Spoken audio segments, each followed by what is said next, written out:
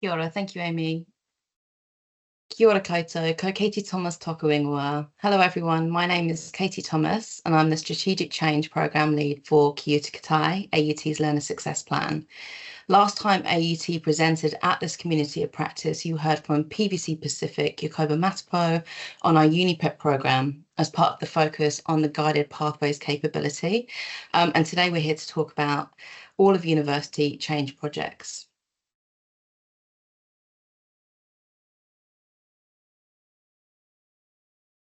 We're beginning a new phase of our change journey, and in 2024, we established a strategic change portfolio structure to manage programs and projects supported by a transformation office. We're working alongside people from across the university to bring in their expertise, experience, and to try to build on the good things in place and underway. And today, we're really going to share our why. We're going to share examples and learnings from year one, where our focus has really been on creating the right environment for change. We acknowledge many of you are on similar journeys, so we're going to share experiences and learnings that we will think valuable. We also hear us focus on progress, not perfection, as we try to keep things realistic and sensible for everyone involved. We're going to talk about building safe spaces for brave conversations and the importance of mana enhancing and restorative communication styles. We'll also talk to some of the feedback that we've received from our stakeholders so far and how we've taken that to iterate our approach to meet people where they are in the journey. And you can see the focus areas up on screen. So creating the right environment for change started with the introduction of new structures and ways of working around those structures. The first thing we did was simplify the number of projects that we had within Ki Uta Ki Tai. It started with a long list of about 20 different projects, and we've actually streamlined that to 6. The reason we did that is so we could build scope, roles, and resource around those 6 rather than having to think a lot broader. So in the visual on screen, you'll see where Ki Uta Ki Tai fits in our portfolio alongside other programs of work, all of these contributing to the ambitions set out in Te Kete AUT strategy. The 2 boxes at the top indicate the governance structure of our portfolio, and in 2024 we established a new forum for our senior academic decision makers, which includes the DVC Academic, the DVC Research, faculty deans, the PVC Pacific, and we've got plans underway for involving other senior leaders in 2025, which will also include our DVC Māori. Our objective for introducing this forum was to create time and space for our academic leaders to engage early in a project lifecycle, and also to ensure that they had visibility of a standard set of project documents to help them understand the why and the why now. It also helps to identify project teams who we should be working with in their faculties along the way. I think what we've all realised, it's ultimately a change in culture, and that one that will require us to provide extra support to the senior leaders involved so they feel more empowered to lead through the change. Why is this important right now? In an environment of scarce resource, we're focused on efficiency and effectiveness, and having a simplified, consistent and interconnected view will support the collective understanding of our decision makers. They feel more empowered to support portfolio prioritisation. How are we creating this view? By introducing program management, project management, business analysis, and change management capability, capacity, frameworks, and tools to help lead this way of working. Our documentation includes things like project charters with seed funding attached, business cases, delivery plans, and change requests. And these documents are really helpful because they help us identify benefits, roles and responsibilities, risks and dependencies alongside scope. And that really helps us with tracking, accountability, and importantly, sustaining the change. It also helps us to identify gaps in our process. I've got a recent example of this is we realised that we didn't have a process in place to identify how each project contributes to the strategic goals outlined in Te Aranui, AUT's Te Tiriti framework. And so we've introduced that across our documentation to ensure that we capture upfront how the Treaty Office would like to be engaged from the outset of a project and throughout. A few other examples of things we've done this year include a real focus on consistent and plain language. This has been really important to help people join the dots across programs and projects, spotting opportunity for collaboration, shared value and reciprocity, as well as is going to be really vital in our measurement and data collection to ensure that we've got one joined together impact measurement framework. We've also introduced regular reporting that's consolidated into a portfolio view to make it more accessible and easy to spot patterns and trends. And we've recently started a new series called Portfolio Connection, Sharing and Collaboration. And in that, we've agreed to build some new artifacts for next year, which will include having a portfolio view of our stakeholders and subject matter experts. The reason why we've realised it's going to be key to do that is because of the amount of work that we've got in the portfolio. We really need to understand people's capacity because we've got so many people involved across the university to ensure that they can meaningfully participate. Where necessary, we can also then adjust the pace and phasing of our work to ensure that that happens. One other key focus for us has been how we look externally beyond AUT and how we continue to look out across the sector to leverage insights, learnings from other TEOs. For example, we recently met with the University of Waikato, and from that we've organised various follow-up sessions in the new year, which is really exciting. So today you'll hear about Pathways, Disability Action Plan, and you'll also hear about Project Navigator, which was previously called the Whole of University Service Model. And that was the project for which we received the Tuwhitia funding. A key objective for Ki Uta Ki Tai is the participation and partnership of Māori and Pacifica decision makers, leaders and their teams, and also participation of academics and faculty staff. It's really key that we weave in their knowledge, the knowledge systems that they hold, their expertise, tools and resources, and their unique perspectives about the communities that they serve. So when we come back in 2025 to talk about Project Navigator, our aim is for you to hear for some of those other voices, experiences and worldviews central to our work. So before Felicity and Joe share some stories about our projects, this slide provides a bit more information on some of the key roles within our All of University projects. Our sponsors are our project enablers and champions. So we've got Joe and Felicity on the call. We've got a whole host of other sponsors. And whilst we can't have a sponsor on each of the projects, we've introduced these to our bigger pieces of work.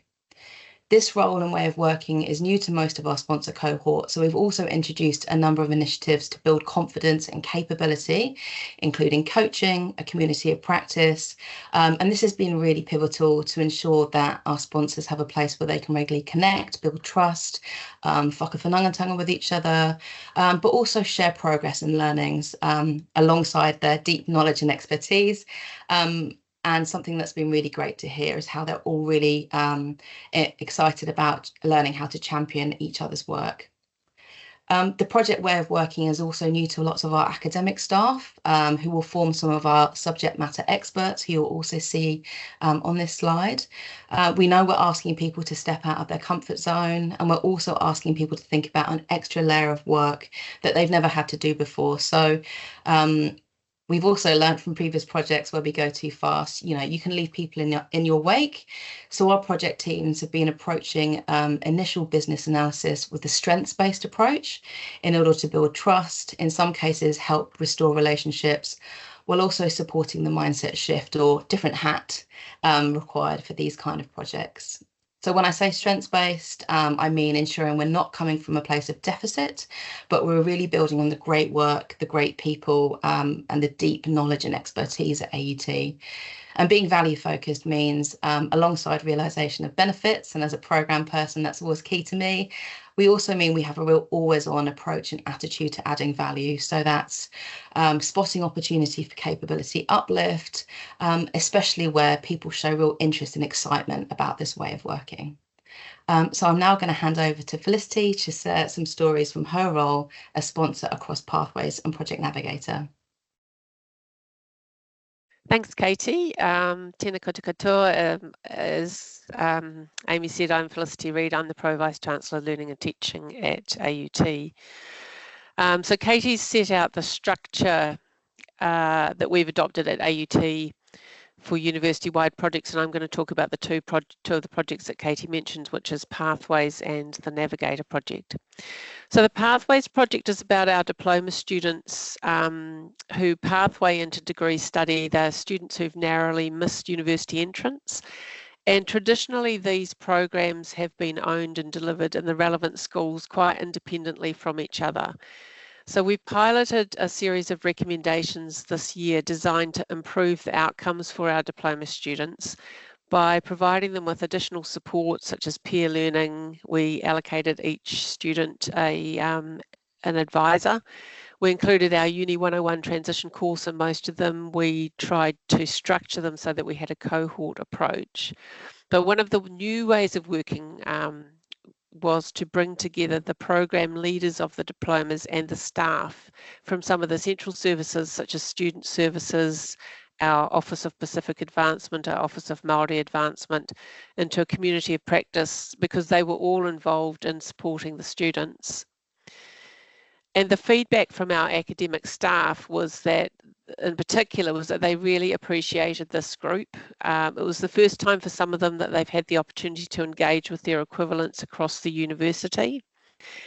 And it also meant that they were able to raise issues and engage directly with central services to coordinate their support activities.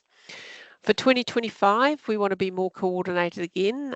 We've created a role that's responsible for coordinating the support for diploma students across all the diplomas involved in the pilot. The other part of the project, the Pathways project, is to determine the long-term governance of our diplomas and whether they should all be under a central unit, and I know some of you do that. And our learning in this respect has been that to get real buy-in for such a recommendation, we need to use evidence from our pilot to help build the case, so that we've paused the work on that while we evaluate the pilot, and we'll use our learnings to support our eventual recommendation. The second project I'm going to talk about is Project Navigator. It's about a whole of university approach to student support, which we want to ensure is integrated, seamless, and we want to use data to be proactive. And we acknowledge that some of you are further down the institution-wide use of data track, and we're keen to learn from your experiences. And as Katie said, we've received TIA funding for this project. When we first started this project, we had some quite strong negative feedback. Some senior leaders didn't think that there was a problem that needed to be solved, or they thought that it was something that could be solved within their local area. So that's probably reflective of a culture where we've had for a number of years a high degree of autonomy, where people could get on and do things in their faculty or in their division. Interestingly, the people who were actually doing the support with the students did think there was a problem to be solved.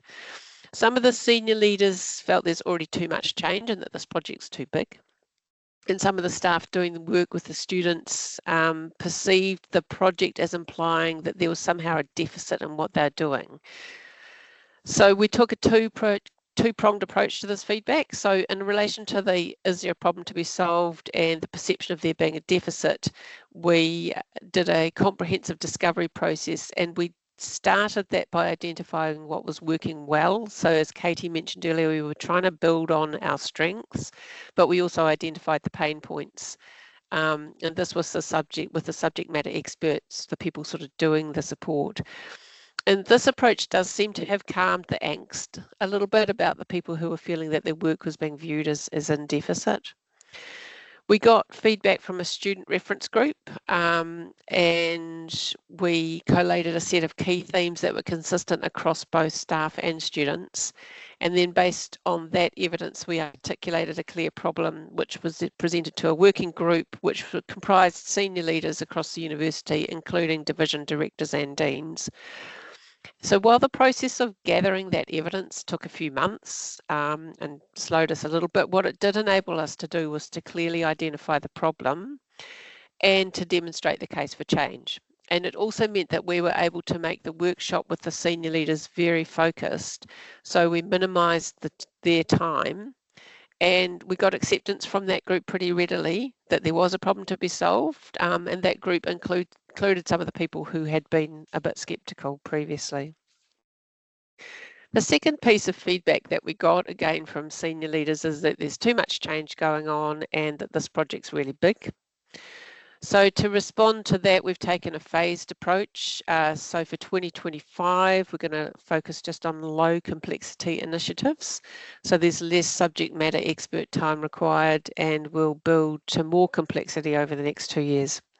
And we've compiled a register of all the other work going on in the university under different projects that might touch on this project, so we can keep a watching brief or provide them with support so we're connecting and we know what's happening. So it's feeling very organised, it's feeling thorough and systematic, and I think we're starting to see a bit of a culture shift away from being siloed, and there's an understanding that we do need to offer a more consistent, coherent experience, and in order to do that, we need to work in a connected way that we're doing at the moment. So on that positive note, I'll hand over to Joanna Scarborough, who's going to talk us through one of the projects she's the sponsor for. Thanks, Felicity. Kia ora, everyone. I'm Joanna Scarborough. It's really great to be here today and share with you the program that I'm sponsoring, the Disability Action Plan, fondly known as the DAP. We soon realised this was a whole university project, and we've adopted the project framework Katie and Felicity shared. AUT did decide to extend the scope of our DAP beyond our student community and also include disabled and deaf staff as well. To commence the DAP work and to ensure our resources are being pointed in the right place at the right time to achieve the desired outcomes, we did decide on some principles right from the outset. And the first being that through our discovery phase, that was through meaningful conversations with emphasis on a learner voice. We've engaged with students to understand their lived experience and needs, staff to gain insights into operational perspectives and challenges, members of the disabled and deaf communities to really centre their voices and ensure accessibility and inclusivity are at the forefront. And the goal there in that discovery was to ensure we have a comprehensive understanding of diverse needs and perspectives. The second principle is shared responsibility. Inclusion is not the responsibility of a single team at the university or an individual at the university. It requires collective ownership. So we've adopted a matrix model which enables us to define and align stakeholders' roles to responding to initiatives and implementing that all-important sustainable processes. An agile approach is our third principle. Our methodology is agile and we focus on developing minimal viable products to test concepts quickly. We're emphasising iterative improvement, evaluating, re-engineering and redeploying processes where needed. Like Felicity and with Katie's leadership, we operate with the establishment of working groups for these projects, comprised of the subject matter experts with the knowledge and skills to drive the initiatives forward. Katie's project team provides or serves a distinct purpose to support the working group. While they're not SMEs, they are instrumental in providing momentum to meet our goals.